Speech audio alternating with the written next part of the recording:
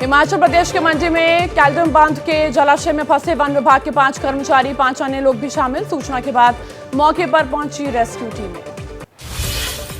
Motor boat में सतलुज नदी में बहकर आई लकड़ियों का जायजा लेने के लिए गए थे कर्मचारी। वापसी के दौरान मोटर बोट के नीचे लकड़ियां आने पर फंस गए थे कर्मचारी।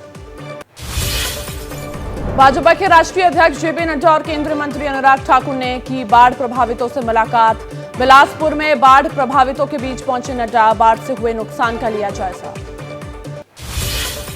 जेपी नड्डा बोले, आपदा की घड़ी में केंद्र सरकार कर रही हर संभव मदद। केंद्र सरकार से एसडीआरएफ के तहत 200 करोड़ रुपए की चौथी किश्त जारी की गई। नड्डा बोले, राज्य सरकार कर रही है हिमाचल में आई त्रासदी को राष्ट्रीय आपदा घोषित करने की मांग। पहले हिमाचल सरकार केंद्र से मिले पैसे को करे खर्च, आपदा पर नहीं होनी चाहिए राजनीति। हिमाचल प्रदेश को अब तक केंद्र से 622 करोड़ की अंतरिम राहत मिली। 2700 करोड़ रुपए प्रधानमंत्री सड़क योजना के लिए किए गए जारी। एनएच के लिए केंद्र कर रही है पूरी मदद। मुख्यमंत्री सुखविंदर सिंह सुक्खू बोले, केंद्र से जो मदद मिली है वो है नाकाफी। जितना पैसा केंद्र से मिला है उससे ज्यादा तो प्रदेश सरकार कर चुकी है खर्च। हिमाचल के भाजपा नेताओं से मांगा सहयोग। मुख्यमंत्री सुखविंदर सिंह सुक्खू का बयान, कहा केंद्र सरकार से मिलने वाली राहत राशि बेहद कम। राहत नियमावली में बदलाव की मांग। राहत मैनुअल के मुताबिक घर क्षतिग्रस्त होने पर मिलते हैं 5,000 रुपए। जेपी नड्डा बोले, नियमों के हिसाब से मिलेगी हिमाचल को मदद, जो जरूरी होगा वो मदद करेगी केंद्र सरकार। मुख्यमंत्री से कहा, हिमाचल की ना करे चिंता। केंद्रीय मंत्री अनुराग ठाकुर का बयान, कहा केंद्र सरकार कर रही हिमाचल की हर संभव मदद। आपदा प्रभावितों को मिलेगा पूरा सहयोग। शिमला में शिव मंदिर के पास रेस्क्यू जारी है। मुख्य सचिव प्रबोध सक्सेना बोले, अब तक 17 शव किए गए बरामद। अभी भी मलबे से 2 शवों की तलाश जारी। हिमाचल प्रदेश आज भी हो सकती है बारिश। मौसम विभाग ने जताई हल्की बारिश की संभावना। तो उत्तर प्रदेश, उत्तरी पंजाब, उत्तरी हरियाणा में हल्की बारिश के अनुमान। उत्तर पूर्वी राज्यों में भी आज बदल सकता है मौसम। सिक्किम, असम और अरुणाचल प्रदेश में भारी बारिश की चेतावनी। कुछ स्थानों पर हो सकती है भारी बारिश। उत्तराखंड के जोशीमठ में उर्गम घाटी के 20 गांव को जोड़ने वाला मार्ग बंद। रोड बंद होने की वजह से इलाके में जरूरी चीजों की आपूर्ति बाधित। क्षेत्र में होने लगी है गैस सिलेंडर की किल्लत। ओडिशा के भद्रक में भारी बारिश से आई बाढ़। गांव में घुसा बाढ़ का पानी। सड़कों और घरों में पानी भर जाने की वजह से जनजीवन प्रभावित। भद्रक में भारी बारिश के कारण उफान पर बह रही है रेब कपाली नदी। इलाके के 6 गांव में लोगों के सामने परेशानियां खड़ी हुई। मुख्य रास्ते पर 4 फीट पानी। 6 गांव का यातायात प्रभावित। चंडीगढ़ में रविवार को बदला मौसम का मिजाज। शहर में हुई झमाझम बारिश। बारिश की वजह से कई जगह पर जलभराव, आम जनजीवन प्रभावित। यूपी के फर्रुखाबाद में खतरे के निशान से ऊपर बह रही है गंगा नदी। इलाके के 50 से ज्यादा गांव में आई बाढ़। पिछले 2 हफ्ते से लगातार खतरे के निशान से ऊपर बह रही है गंगा। फर्रुखाबाद में रामगंगा नदी भी खतरे के निशान के करीब पहुंची है। किसानों की हजारों बीघा जमीन बाढ़ के पानी में जलमग्न।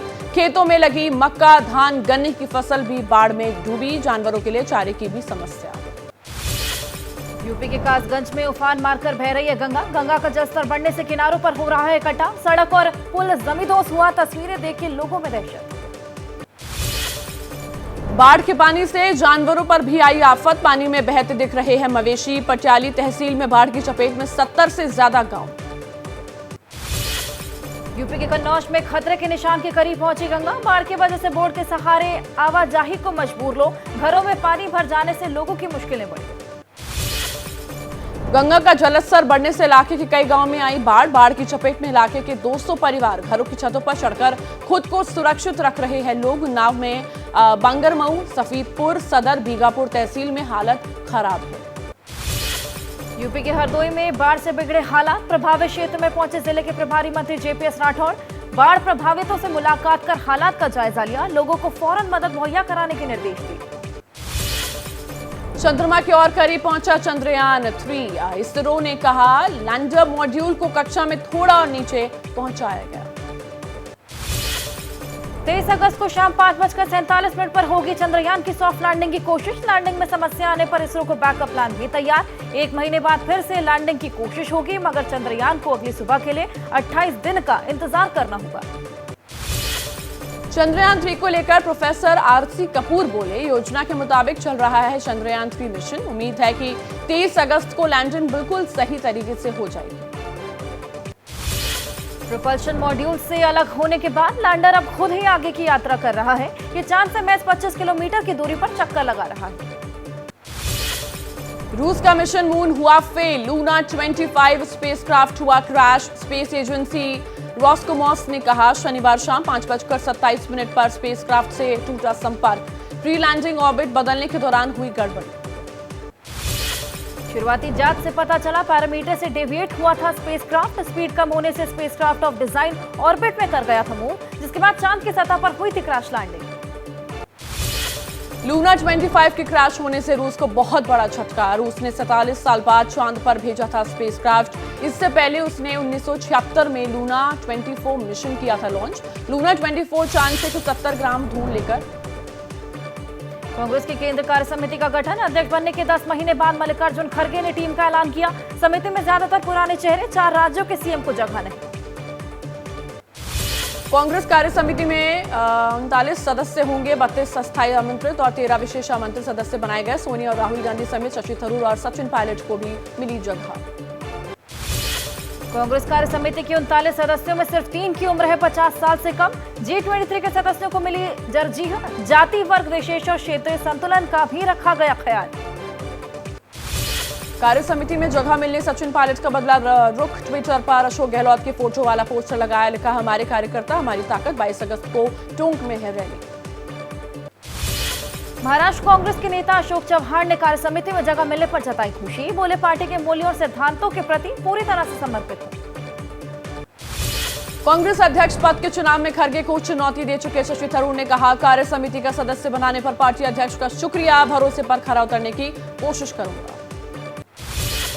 पूर्व पीएम लाल बहादुर शास्त्री के पोते विभाकर शास्त्री ने जताई नाराजगी। कांग्रेस कार्य समिति में शामिल नहीं किए जाने पर बोले, अब की बार शायद तपस्या में कुछ कमी रह गई। राहुल गांधी के चीन वाले बयान पर केंद्रीय मंत्री अनुराग ठाकुर ने कहा, लद्दाख का 75 साल से केंद्र शासित प्रदेश का दर्जा मांग रहा था, जो कांग्रेस नहीं बीजेपी शासनकाल में मिला। केंद्रीय मंत्री गजेंद्र सिंह शेखावत ने कहा, राहुल गांधी को इतिहास देखना चाहिए, जनता को बताना चाहिए कि कांग्रेस राज में चीन ने भारत में कितनी जमीन पर कब्जा किया। बीजेपी प्रवक्ता सुधांशु त्रिवेदी बोले, लद्दाख में भारतीय सीमा पर राहुल गांधी की टिप्पणी है बेहद दुखद। कांग्रेस राज में चीन ने 30,000 किलोमीटर जमीन पर चीन ने कर लिया था कब्जा। राहुल गांधी की चीन वाली टिप्पणी पर चिराग पासवान ने कहा, सरकार के आंकड़ों पर राहुल का भरोसा नहीं करना आश्चर्यजनक, बिना सबूत दिए आंकड़े देने से फैलती है अफवाह। केंद्रीय मंत्री अश्विनी चौबे ने राहुल गांधी को कहा डांसर। बोले, लद्दाख में डांस करने वाले राहुल को किसानों की सुध नहीं, देश के अन्य मुद्दों से भी कोई मतलब है ही नहीं। सी वोटर की ओपिनियन पोल में छत्तीसगढ़ में कांग्रेस को बहुमत, लेकिन 2018 के मुकाबले कम सीट मिलने का अनुमान। ओपिनियन पोल के मुताबिक छत्तीसगढ़ की 90 सीट में कांग्रेस को 48 से 54 और बीजेपी को 35 से 41 सीटें मिल सकती हैं। छत्तीसगढ़ में सीएम के तौर पर भूपेश बघेल 39 सीटें लोगों की पहली पसंद, जबकि रमन सिंह 24% के साथ दूसरे नंबर पर। मध्य प्रदेश विधानसभा और आम चुनाव पर बोले केंद्रीय मंत्री ज्योतिरादित्य सिंधिया, बीजेपी की होगी फिर जीत। एमपी में शिवराज और नरेंद्र मोदी केंद्र में संभालेंगे कमान। मध्य प्रदेश विधानसभा चुनाव के लिए आम आदमी पार्टी ने झोंकी ताकत। अरविंद केजरीवाल ने सतना में रैली की। छत्तीसगढ़ के बाद मध्य प्रदेश में भी 10 गारंटी का ऐलान किया। सतना में बोले अरविंद केजरीवाल, मध्य प्रदेश के मामला शिवराज ने दिया राज्य के भांजा भांजियों को धोखा। अब केजरीवाल चाचा पर करे भरोसा, जो स्कूल और अस्पताल बनवाएगा। समाजवादी पार्टी के अध्यक्ष अखिलेश यादव ने मध्य प्रदेश में विधानसभा चुनाव लड़ने पर कहा, पिछले चुनाव में जहां पार्टी नंबर 1 पर और नंबर 2 पर रही, वहां चुनाव जरूर लड़ी। 31 अगस्त से 1 सितंबर को मुंबई हयात होटल में होगी एक विपक्षी गठबंधन इंडिया की तीसरी बैठक। कांग्रेस, एनसीपी, शरद गुट और शिवसेना यूबीटी के नेताओं ने तैयारी को लेकर की है बैठक। एनसीपी नेता शरद पवार का बयान, राज्यों की समस्याओं पर ध्यान नहीं दे रही केंद्र सरकार। प्याज पर निर्यात शुल्क बढ़ाने का फैसला गलत, इससे किसानों को होगा भारी नुकसान। राजीव गांधी राष्ट्रीय सद्भावना पुरस्कार कार्यक्रम में बोली सोनिया गांधी, महिला अधिकार के प्रति गंभीर है कांग्रेस। राजीव गांधी ने पंचायतों में दिलाया था महिलाओं को हक। अखिलेश यादव ने फिर तेज की जातीय जनगणना और आरक्षण की लड़ाई। लखनऊ में ओबीसी समाज के नेताओं का बुलाया महासम्मेलन। पिछड़ी जातियों के नेताओं, विधायकों और सांसदों को न्यौता दी। यूपी के घोसी विधानसभा उपचुनाव के चुनाव प्रचार के दौरान बीजेपी प्रत्याशी दारा सिंह चौहान पर फेंकी गई स्याही। मौके से फरार हुआ आरोपी युवक, पुलिस कर रही है आरोपी की तलाश। दारा सिंह चौहान पर स्याही फेंकने पर अखिलेश यादव ने कसा तंज। ट्वीट कर बोले, अपने ने ही अपनों पर दाग लगाया। इंक कार्ड में हर बार दोषी पकड़ा गया, पर ये वाला हाथ क्यों नहीं आया। समाजवादी पार्टी स्वामी प्रसाद मौर्य यूपी सरकार पर उन्होंने वार किया है। आवारा जानवरों से यूपी में हर रोज हो रही है 20 से 25 लोगों की मौत। सरकार कान में तेल डालकर मस्ती से सो रही है। ओवैसी ने उनके परदादा के ब्राह्मण होने के दावों पर पलटवार किया। ऐसा बयान होते हैं मनोरंजक। जब विरोधियों को कुछ नहीं मिलता तो उनके पूर्वजों को बताने लगते हैं ब्राह्मण। बिहार में क्राइम रेट कम होने के नीतीश कुमार के दावों पर चिराग पासवान ने किया पलटवार। बोले, अपने लोगों को खोने वाले परिजनों के क्या आंसू पहुंचे पाएंगे सरकार के आंकड़े। एलजेपी पशुपति पारस गुट में पटना में सीएम नीतीश कुमार और डिप्टी सीएम तेजस्वी यादव का फूंका पुतला। बिहार में कानून व्यवस्था के बिगड़ते हालात के खिलाफ विरोध प्रदर्शन किया। पंजाब बीजेपी अध्यक्ष सुनील जाखड़ बोले, उनका भतीजा होने की वजह से कांग्रेस ने संदीप जाखड़ को पार्टी से निकाला। हालांकि सुनील जाखड़ ने कहा, उनकी हर बात मानता है भतीजा। यूपी के गोरखपुर में नागपंचमी के मौके पर होगी कुश्ती। विजेताओं को पुरस्कृत करेंगे सीएम योगी। हर साल गोरखनाथ मंदिर परिसर में होती है 2 दिवसीय कुश्ती प्रतियोगिता। हरिद्वार पहुंचेंगे श्रीराम जन्मभूमि तीर्थ क्षेत्र ट्रस्ट के महासचिव चंपत राय। संतों से की मुलाकात। अखाड़ा परिषद के अध्यक्ष महंत रविंद्र पुरी ने हनुमान जी से की चंपत राय की तुलना। आज से 24 अगस्त तक मणिपुर के दौरे पर सीपीआई का एक प्रतिनिधिमंडल। पार्टी महासचिव डी राजा की अगुवाई में मणिपुर के हालात का जायजा लेंगे सीपीआई के नेता। नीट परीक्षा खत्म करने को लेकर तमिलनाडु में डीएम के नेताओं ने की भूख हड़ताल। नीट पर प्रतिबंध लगाने से इनकार करने पर राज्यपाल आरएन रवि के खिलाफ डीएमके ने किया विरोध प्रदर्शन। पीएम मोदी 22 से 24 अगस्त तक दक्षिण अफ्रीका के जोहान्सबर्ग का करेंगे दौरा। 15वें ब्रिक्स समिट में करेंगे शिरकत। जोहान्सबर्ग में शिखर सम्मेलन की तैयारियां जोरों पर। गुजरात के गांधीनगर में इंडोनेशिया के स्वास्थ्य मंत्री बुदी गुनादी ने मनसुख मंडाविया के साथ जैन औषधि केंद्र का किया दौरा। गुनादी बोले, भारत की तरह सस्ती दवाएं मुहैया कराएंगे। भारत के डिजिटल पेमेंट सिस्टम यूपीआई का मुरीद हुआ जर्मनी। भारत दौरे पर आए जर्मनी के मंत्री ने सेकंड्स में पेमेंट करने की व्यवस्था की तारीफ की। यूपीआई को बताया बड़ी उपलब्धि। नोएडा में करंट लगने से एक शख्स की मौत, 6 गंभीर रूप से झुलसे। बिजली का पोल लगाने के दौरान हुआ यह हादसा। काम के वक्त बंद नहीं की गई थी बिजली की सप्लाई। राजस्थान के बाड़मेर में नेशनल हाईवे पर पलटी बस। हादसे में बस में सवार कई यात्री घायल। हादसे के समय बस में करीब 68 मुसाफिर सवार थे। उत्तरकाशी में गंगोत्री धाम से लौट रहे यात्रियों की बस पलटी। हादसे में बस में सवार 7 यात्रियों की हुई मौत, कई यात्रियों को आई चोट। उत्तरकाशी में गंगनानी के पास हुआ हादसा। गंगोत्री से गुजरात के श्रद्धालुओं को लेकर लौट रही थी बस। हादसे के समय बस में सवार थे 35 से 30 यात्री। बस हादसे पर मुख्यमंत्री पुष्कर सिंह धामी ने जताया दुख। सीएम ने ट्वीट कर लिखा, प्रशासन को फौरन राहत बचाव के दिए गए निर्देश। घायलों को इलाज के लिए फौरन पहुंचाया गया अस्पताल। आगरा में ट्रेन में सफर कर रहे 2 यात्रियों की मौत। डॉक्टर्स ने मौत का कारण बताया डिहाइड्रेशन।